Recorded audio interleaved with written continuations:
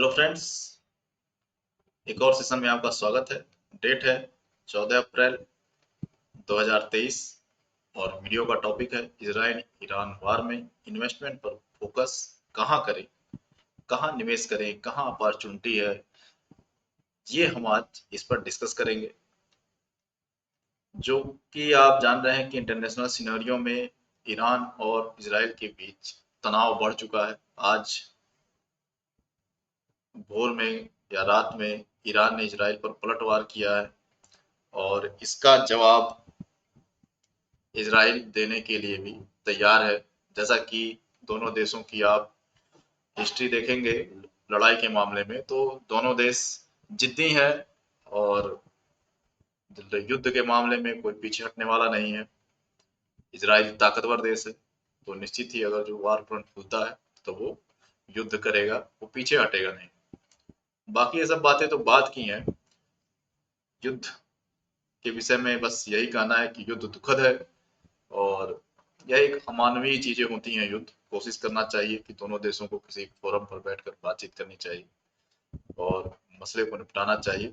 फिर भी हम एक इन्वेस्टर हैं, तो हम इन्वेस्टर के रूप में इन सब चीजों का हम लाभ भी लेते हैं, सचेत भी रहते हैं कि हमको क्या करना चाहिए, क्या नहीं करना चाहिए।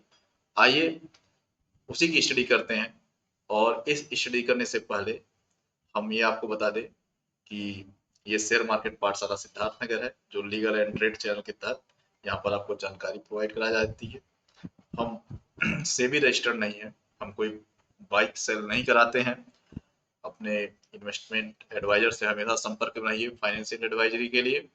यहाँ पर केवल एक स्टडी की जाती है, स्टडी और अवेयरनेस जो हम लोग करते हैं।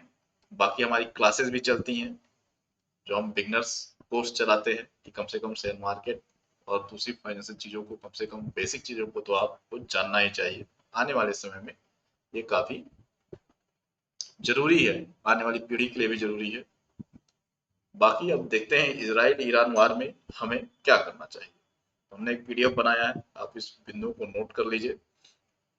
तो सबसे पहला बिंदु है उन लोगों के लिए जो लोग ट्रेडर्स हैं, क्योंकि मार्केट में ट्रेडर्स को न्यूज के अनुसार काफी ट्रेड करना पड़ता है। तो ट्रेडर्स ये चीज जान लें कि जो अगर आप इस सिनेरियो में, अगर जो आप एकदम नए हैं, बिगनर हैं, सीख रहे हैं, तो ट्रेड गैप डाउन और गैप अप की स्थिति में ना करें। अगर गैप अप होता है, गैप डाउन होता है और आपको सपोर्ट रेजिस्टेंस या उस समय के उतार चढ़ाव के विषय में बहुत चार्ट देखने का अनुभव नहीं है, तो आप ट्रेड ना करें, संयमित ट्रेडिंग करें। बहुत बड़ी मात्रा में ट्रेडिंग ना करें कि कोई टिप्स दे दिया कि इतना बड़ा पी साइड में बाई कर लो और आप पता चला कि आपने सारे पैसे लगा दिए और मार्केट उस तरीके से गया नहीं, सिर्फ यह जान के कि युद्ध हो रहा है। इसीलिए पहला ही मैंने टॉपिक ट्रेडर्स के लिए रखा था कि यदि आप निपुण ट्रेडर नहीं है तो ट्रेडिंग संयमित रखें। संयमित ट्रेड ऐसा ना है कि ट्रेड ना करें, आप जैसा ट्रेड करते थे अपने स्ट्रेटजी पर ट्रेड करते थे करें, लेकिन ये सोच के ना करें कि कल बहुत बड़ा डाउन ट्रेंड आएगा या बहुत बड़ा वन साइडेड ट्रेंड आएगा तो हम एक ही बार में सारा पैसा लगा देंगे। ये नहीं करना है, किसी की टिप्स पर नहीं काम करना है, ये ध्यान रखिएगा ट्रेडर्स, ये ध्यान रखें। आशा है बात आपको समझ में आ गई होगी। समझ में आ गई तो लाइक सब्सक्राइब करें, क्योंकि market gap up gap down में किस तरीके से रिएक्ट करेगा नए लोग इसको समझ नहीं पाएंगे। तो पैसा सुरक्षित रखें, क्योंकि पैसे से ही पैसा बनता है और शेयर मार्केट में ये चीज समझना बहुत जरूरी है। दूसरा क्या है, दूसरा हमारी टिप्स है उन लोगों के लिए जो मार्केट को निवेश के तौर पर देखते हैं। ये वो लोग होते हैं जो बहुत ही धैर्यवान होते हैं और इंतजार करते हैं मौके का, और ये अक्सर ये उन चीजों को सुनते आए होते हैं कि जब मार्केट में गिरावट आए तो बाई करना चाहिए। तो निश्चित रूप से अगर जो युद्ध होता है तो गिरावट संभावित है और अपने फंड्स को, मतलब अपने जो आपकी इन्वेस्टमेंट के पैसे हैं, जो इन्वेस्टमेंट की मनी है, कैपिटल है, उसको एकदम मार्केट में तैयार रखें कि मार्केट में कहाँ निवेश करना है और कैसे निवेश करना है, इसका स्टडी जरूर कर ले। कि एक तो पता होता चाहिए कि हमको कहाँ निवेश करना, कब निवेश करना है, उसके लिए हमने अपने पास पैसे रखे हैं। दूसरा क्या होता है कि हमको कैसे निवेश करना है। और तब तक चैनल को लाइक सब्सक्राइब भी करते रहिए। जो लोग ये वीडियो देख रहे हैं, कैसे निवेश करना है, इसके लिए हम अगले पॉइंट पर चलते हैं कि हमें मार्केट में कैसे निवेश करना है। तो हम जो हमारी बेसिक स्टडी है जो हम कराते हैं, उसमें हम शेयर मार्केट के क्यूटोज बताते हैं कि किसी भी गिरावट में पूरा पैसा एक साथ ना लगाएं। ठीक, ये चीज आपको ध्यान रखना है। गिरावट कितनी लंबी चलेगी, कौन सा शेयर कितना गिरेगा, हम नहीं जानते। क्या आप बता सकते हैं अगर जो युद्ध की स्थिति में ये वार कितने दिन तक चले? रसिया यूक्रेन वार काफी दिनों तक चली, और हो सकता है ये वार भी काफी दिनों तक चले। इसका दायरा कितना बड़ा हो, जैसे रसिया यूक्रेन वार का दायरा केवल वहीं तक रहा सीमित, लेकिन इस वार का दायरा मिडिल ईस्ट में कितना बड़ा रहेगा, ये किसी को नहीं पता है। तो इसका मतलब क्या है, जब मार्केट गिरेगा तो थोड़ा थोड़ा निवेश करेंगे। और मार्केट में एक चीज मैं आपको यहां से बता दूं कि एक हमेशा इस क्यूटो को ध्यान में रखिएगा मार्केट की, कि नेवर एवरेज डाउन। अगर आपका शेयर मार्केट में कोई पोर्टफोलियो, अगर वो पोर्टफोलियो में कोई शेयर गिर रहा है तो उसको नीचे की तरफ एवरेज करने नहीं जाना है।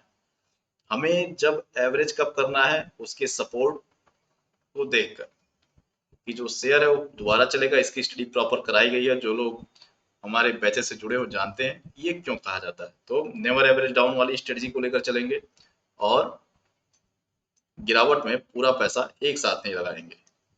ये बातें समझ में आ गई, तो अब अगले पॉइंट की तरफ चलते हैं कि अगला क्या होगा। अगला होगा कि अगर हम इस समय अगर जो मार्केट में कल से गिरावट होती है और गिरावट को हम ध्यान में रख के कोई नया पोर्टफोलियो का स्टॉक बना रहे हैं, कोई नया पोर्टफोलियो अगर जो हम बना रहे हैं, तो इसको डाइवर्सिफाई करेंगे।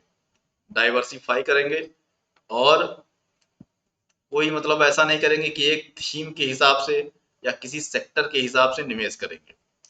डाइवर्सिफाई करने पर जब आप गिरावट में, अगर जो कहीं पर भी, अगर जो मार्केट में 30% से लेके 40% का कहीं करेक्शन होता है, वहां पर अगर जो आप एक डाइवर्सिफाई पोर्टफोलियो बनाते हैं तो आपको काफी फायदा होता है।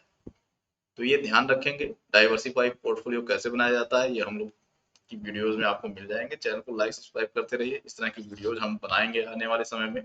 अगर मार्केट गिरता है तो आपको एक तरीका बताया जाएगा। अब क्या करना है, ऐसा चीज जहां पर सबसे ज्यादा निवेश करके पैसे बनाए जाते हैं, मतलब निवेश में सबसे ज्यादा पैसे जहां बनाए जाते हों, वो इस पॉइंट में बनते हैं। इस पॉइंट में लिखा क्या, ऐसे स्टॉक जिसमें गिरावट आती है लेकिन गिरावट का कारण सिर्फ वैश्विक तनाव है, उनके फंडामेंटल सही है तो निवेश करने का अच्छा अवसर हो जाता है। अब मान लीजिए इसका मतलब क्या हुआ, इसका मतलब है मान लीजिए निफ्टी का इंडेक्स गिर रहा है, अचानक से तनाव आया मार्केट में, एक सेंटिमेंटल गिरावट हुई, और कोई कंपनी, ऐसी कंपनी गिर रही है जो उस वार से उसका कोई लेना देना नहीं है, या उस वार से उसके बिजनेस पर कोई प्रभाव नहीं होता है, वह सिर्फ केवल तनाव की वजह से गिर जाती है कि लोग प्रॉफिट बुकिंग कर लेते हैं कि थोड़ी सी स्टेबिलिटी नहीं है मार्केट में। अगर आपके पास ऐसी फंडामेंटल कंपनी है, या फंडामेंटल कंपनी नहीं भी है, आप ऐसी जानकारी रखते हैं कि कौन सी कंपनी फंडामेंटली स्ट्रांग है। अब जो मुझसे पढ़ते हैं, मैं उनसे हमेशा क्यों कहता हूं कि फंडामेंटली स्ट्रांग कंपनी खोजिए, फंडामेंटली स्ट्रांग कंपनी खोजिए, क्योंकि जब ये इस तरह की कंपनियां गिरती हैं बिना किसी कारण के, उनके फंडामेंटल में कोई बदलाव नहीं होता है और गिरती हैं, तो ये कंपनियां उतनी ही तेजी से राइज करती हैं। मतलब अगर 3% गिरी, आ, एक से अगर 30% गिरी, तो ये 30% तुरंत ही रिकवर करेगी। इस तरह की कंपनियां ऐसी होती हैं। तो इसीलिए फंडामेंटल कंपनी पर हमेशा विशेष ध्यान दिया कीजिए कि स्ट्रॉन्ग कंपनियां हमेशा रिकवरी करती हैं और बिना मतलब की गिरावट आएगी तो बहुत जल्दी रिकवरी भी आएगी और आपका पैसा बनेगा मार्केट से। बाकी ये सब तो आपको पता चल गया। और जो लोग इस वक्त सोने में निवेश किए हुए हैं वो उसमें बना रहने दें, सोने को अपने निवेश में बने रहने दें। इस वक्त मेरे ख्याल से अब किसी को सोने में निवेश नहीं करना चाहिए, क्योंकि इससे वक्त जो आपके पास कैश में पैसे हैं तो स्टॉक्स में आप निवेश करेंगे तो ज्यादा उसमें चांसेस हैं बढ़ोतरी के। ये मेरा अपना मानना है। बाकी आप अपने फाइनेंशियल एडवाइजर से पूछ सकते हैं। लेकिन अगर पहले से निवेश है आपका सोने में यानी गोल्ड में, तो गोल्ड में निवेश बनाए रखें। और क्योंकि अक्सर युद्ध युद्ध में लोग गोल्ड में ही निवेश रखते हैं, तो बनाए रखे गोल्ड में निवेश। ये देखा जाता है कि ऐसे मौके पर गोल्ड के दाम और भागते हैं। फिलहाल अभी तो रेट हाई चल रहे हैं तो अभी कोई निवेश मत कीजिए, नया निवेश मत कीजिए। पुराने निवेश हैं तो उनको रहने दीजिए। बाकी चैनल को लाइक सब्सक्राइब कीजिए, जुड़े रहिए। आपकी कोई क्वेरी हो किसी स्टॉक के बारे में, स्टॉक के फंडामेंटल के बारे में, टेक्निकल के बारे में, तो आप कमेंट्स में डाल सकते हैं। हम उस अपने कमेंट्स को देखते रहते हैं, उस पर वीडियो बनाते रहते हैं। बाकी टेलीग्राम ग्रुप से हमारे जुड़ सकते हैं, ऊपर चल रही पट्टी उसमें पता चल रहा है।